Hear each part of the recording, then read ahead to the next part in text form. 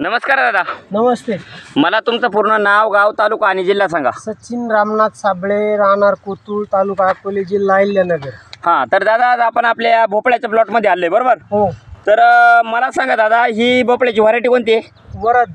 वरद नावाची व्हरायटी बरोबर. हो. तर साधारणतः हा भोपळ्याचा प्लॉट दादा किती दिवसाचा झालेला आहे? साधारण 1.5 महिन्यात झाला, 45 दिवसाचा. हा, म्हणजे 45 दिवसाचा प्लॉट आता कंप्लीट झालेला आहे बरोबर. हो हो तर भोपळ्या या पिकासाठी हो. जे आपलं ऑर्गॅनिक प्रोडक्ट आहे, हो म्हणजे त्याच्यामध्ये भू पॉवर प्लस झालं, हो. हे तुम्ही खाली ड्रिपनी सोडलेले आहे. ड्रिपने सोडलेलं आहे. हां, ह्या पॉवर प्लसचा हा. फवारा काढलेला. आणि वरून स्प्रे पण काढलेला आहे बरोबर.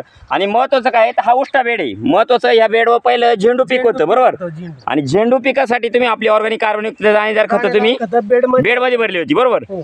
तर आता हा उष्टा बेड असून सुद्धा आता जर प्लॉट जर पाहिलं ना, एकदम जबरदस्त फुटवा आहे भोपळ्याला बरोबर. हो हो आणि महत्वाचं काय, एकदम रुंद पानं आहेत. आता जर पानं जर पाहिली ना, प्रत्यक्षात एकदम जबरदस्त साईज झालेली पानांची सुद्धा बरोबर. हो. आणि फुटवा पण भरपूर प्रमाणात आहे बरोबर. प्रमाणात. हा, आणि कळ्यांची संख्या जर पाहिली ना, आता कळ्यांची संख्या पण भरपूर प्रमाणात कळे लागलेले आहेत आता बरोबर. हो. हा, तर अजून मला एक सांगा, ज्या प्रेडला तुम्ही आपलं भू पॉवर प्लस वापरलं, कडू पॉवर वरून स्प्रे काढला, तर त्याचे तुम्हाला काय काय रिझल्ट जाणवले? त्याचे वेल वाढले. हा. 2 दिवसात आहे ना, वेल साधारण 3-3, 4-4 फूट वाढलेले. हा, म्हणजे भू पॉवर प्लस सोडल्यावर किती दिवसांनी रिझल्ट जाणवलं तुम्हाला? तिसऱ्या-चौथ्या दिवशी. तिसऱ्या ते चौथ्या दिवशी.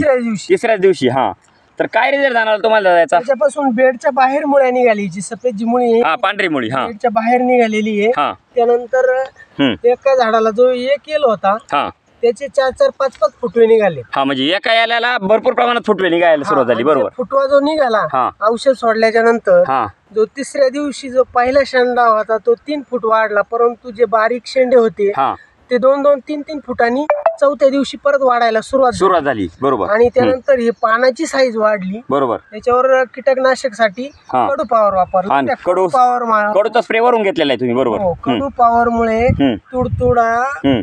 पांढरी माशी बरोबर त्याला बरंचसा हे झालं बरोबर.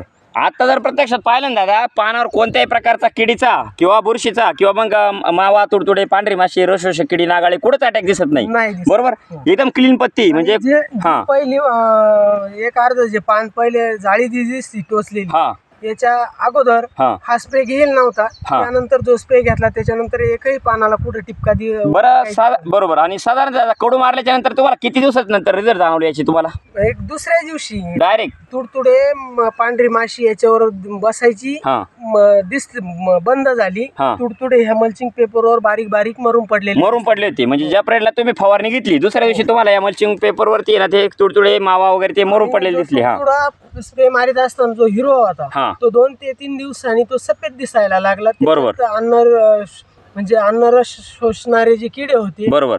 त्यांना ते रस श्वसता आला नाही. बरोबर. म्हणजे ते रस श्वासता आला नाही पानातला. आणि रस न श्वासल्यामुळे आज जर पानाची कंडिशन बघितली ना, तर एकदम जबरदस्त आहे ना, फुटवा, काळोखी, ग्रेनरी दिसते प्लॉटला बरोबर. हो. तर इतर शेतकऱ्यांना तुमचा काय सल्ला असेल औषध आणि खतांबद्दल? शेतकऱ्यांना सल्ला असा असेल का, समजा रासायनिक खतं जर 100% वापरत असेल तर ते 30% त्यांनी ते खतं वापरावे, 70% ह्या खतांचा वापर करावा. आणि 100% जरी वापर केला तरी अति उत्तम गोष्ट राहील. कारण लोकांना अजून या सेंद्रिय खतांवर, ह्या दाणेदार खतांवर बरोबर, जे आपले ह्या कंपनीचे जे खतं आहेत त्यांच्यावर अजून परिपूर्ण विश्वास आलेला नाही, माहिती नाही अजून ऑर्गॅनिक खतांना. बरोबर. पण माझं एक मत असं असेल का 70% त्यांनी हे खत रासायनिक. तुम्ही किती वर्षापासून आपल्या ऑर्गॅनिक खतांचा वापर करताय? साधारण 7 ते 8 वर्षापासून. 7 ते 8 वर्षापासून आपली जैविक ऑर्गॅनिक कार्बनयुक्त दाणेदार खत. याच्या आधी तुम्ही कोणकोणत्या पिकाला वापरले?